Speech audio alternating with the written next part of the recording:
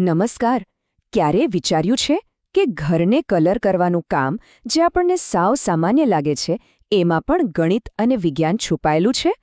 આજે આપણે એ જ જાણવાના છીએ કે કેવી રીતે શાળાના સામાન્ય સિદ્ધાંતો આ કામને વધુ સહેલો, ચોક્કસ અને ફાયદાકારક બનાવી શકે છે. ચાલો શરૂ કરીએ. તો રૂમને કલર તો કરવો છે, પણ કેટલો કલર જોઈશે? આ સવાલ તો બધાને થાય, ખરો ને? શું આપણે ખાલી અંદાજો લગાવીને વધારે કલર લઈ આવીએ, કે પછી એવી કોઈ રીત છે જેનાથી એકદમ પક્કી ખબર પડી જાય? નવાઈની વાત તો એ છે કે આનો જવાબ આપણી સ્કૂલની ચોપડીઓમાં જ છે. આ સમસ્યાને ઉકેલવા માટે આપણો પહેલું અને સૌથી પાવરફુલ ટૂલ છે ગણિત. અંદાજો લગાવવાને બદલે આપણે ચોક્કસ સૂત્રોનો ઉપયોગ કરીને દિવાલોનો એરિયા માપી શકીએ છીએ. આનાથી શું થશે? કલરનો બગાડ પણ નહીં થાય અને પૈસા પણ બચશે. તો સૌથી પહેલાં એક શબ્દ સમજી લઈએ, પૃષ્ઠફળ, એટલે કે સરફેસ એરિયા. કંઈ અઘરું નથી. સાવ સાદી ભાષામાં કહીએ તો આ એ દિવાલની ટોટલ જગ્યા છે જેને આપણે કલરથી ઢાંકવાની છે. બસ જે સપાટી પર કામ કરવાનું છે તેનું કુલ માપ. હવે આ ગણતરી છે ને એકદમ સહેલી છે. ખાલી 3 સ્ટેપ્સ યાદ રાખવાના છે. પહેલું, રૂમની ચારે દિવાલોનો ટોટલ એરિયા માપી લો. બીજું, આપણે બારી બારણા પર તો કલર નથી કરવાના, તો એનો એરિયા પણ શોધી કાઢો. અને છેલ્લે, દિવાલોના ટોટલ એરિયામાંથી બારી બારણાનો એરિયા માઇનસ કરી દો. જે જવાબ આવ્યો, બસ એટલી જગ્યા પર કલર કરવાનો છે. ચલો, માપ તો લઈ લીધું, પણ વાત અહીં પૂરી નથી થતી. હવે જે કલર વાપરવાનો છે એની પાછળનું વિજ્ઞાન સમજવું પણ એટલું જ જરૂરી છે. જો એ સમજાઈ ગયું તો સારો કલર પસંદ કરવામાં અને એનો બરાબર ઉપયોગ કરવામાં બહુ મદદ મળશે. જાણીને નવાઈ લાગશે, પણ પેઇન્ટ કોઈ સાધારણ મિશ્રણ નથી. વિજ્ઞાનની ભાષામાં એને કોલોઇડલ દ્રાવણ કહેવાય છે. આનો સીધો મતલબ એ છે કે એમાં એક વસ્તુના નાના નાના કણ બીજી વસ્તુમાં એક સરખી રીતે ફેલાયેલા હોય છે, પણ એમાં પૂરેપૂરા ઓગળેલા નથી હોતા. પેઇન્ટમાં છે ને મુખ્યત્વે 2 વસ્તુઓ હોય છે. એક છે દ્રાવક, જે લિક્વિડ ભાગ છે, જેમ કે પાણી કે તેલ.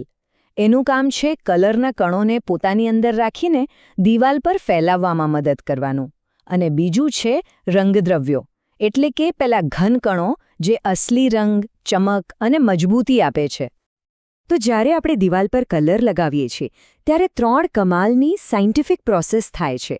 પહેલું, આપણે એની સાંદ્રતા ઘટાડવા માટે એમાં પાણી જેવો દ્રાવક ઉમેરીએ છીએ, જેથી એને લગાવવો સહેલો બને. બીજું, જ્યારે એ સુકાય છે ત્યારે દ્રાવક તો બાષ્પીભવન થઈને ઉડી જાય છે.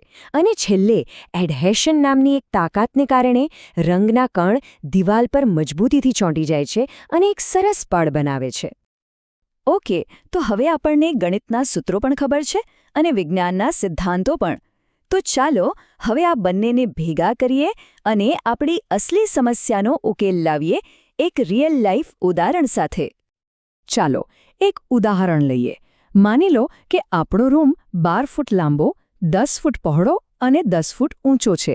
તો સૂત્ર પ્રમાણે ચારે દિવાલોનો એરિયા થયો 440 ચોરસ ફૂટ. સિમ્પલ. હવે એમાં 4 બાય 4 ફૂટની એક બારી છે અને 7 બાય 3 ફૂટનો એક દરવાજો. તો એ બંનેનો એરિયા થયો 37 ચોરસ ફૂટ. હવે બસ 440માંથી 37 માઇનસ કરી દો. જવાબ આવ્યો 403 ચોરસ ફૂટ. જોયું કેટલું સહેલું છે? સરસ. આપણી પાસે હવે એકદમ પાક્કો આંકડો છે, 403 ચોરસ ફૂટ. પણ આનો મતલબ એ થયો કે દુકાનમાંથી કેટલા લીટર કલર ખરીદવાનો? જુઓ, સામાન્ય રીતે છે ને સારો 1 લીટર કલર લગભગ 100 ચોરસ ફૂટ જગ્યા કવર કરે છે. તો આપણી ગણતરી પ્રમાણે 403 ચોરસ ફૂટ માટે લગભગ 4 લીટર કલર જોઈશે. જોયું? કોઈ અંદાજો નહીં, એકદમ ચોક્કસ જવાબ. તો આ એક નાનકડા કામ પરથી આપણે શું શીખ્યા? આપણે એ જોયું કે સ્કૂલમાં ભણેલું ગણિત અને વિજ્ઞાન ખાલી ચોપડીઓ માટે નથી. એ ખરેખર આપણા રોજિંદા જીવનમાં કેટલું કામ આવે છે. આ વાત ખરેખર દિલમાં ઉતારવા જેવી છે. ગણિતના સૂત્રો માત્ર પરીક્ષા માટે નથી. એ તો રિયલ લાઈફ પ્રોબ્લેમ સોલ્વ કરવાના ટૂલ્સ છે, જે આપણા રોજિંદા કામને વધુ સ્માર્ટ રીતે કરવામાં મદદ કરે છે. તો ચાલો ફટાફટ મુખ્ય મુદ્દાઓ યાદ કરી લઈએ. પહેલું, ચોક્કસ ગણતરી કરવાથી કલરનો બગાડ અટકે છે, એટલે કે પૈસા બચે છે. બીજું, ખર્ચનો અંદાજ પહેલેથી જ આવી જાય છે અને ત્રીજું, વિજ્ઞાનની સમજ હોય તો આપણે સારી ક્વોલિટીનો કલર પસંદ કરી શકીએ છીએ. આ બધું આપણને વધુ સ્માર્ટ બનાવે છે. અને હવે એક સવાલ વિચારવા માટે. કલરકામ સિવાય ઘરના એવા બીજા કયા કામો છે જેમાં આપણે ગણિત અને વિજ્ઞાન વાપરીને સમય અને પૈસા બંને બચાવી શકીએ? જરા વિચારજો. રસોડાથી લઈને બગીચા સુધી જવાબો આપણી આસપાસ જ છે. આજે આપણે જે સમજ્યા એનો શ્રેય જાય છે ડૉક્ટર સંજય પરમારના પ્રોજેક્ટને. ભણતરને જીવન સાથે જોડવાના આ પ્રયાસ બદલ એમનો ખૂબ ખૂબ આભાર. ફરી મળીશું.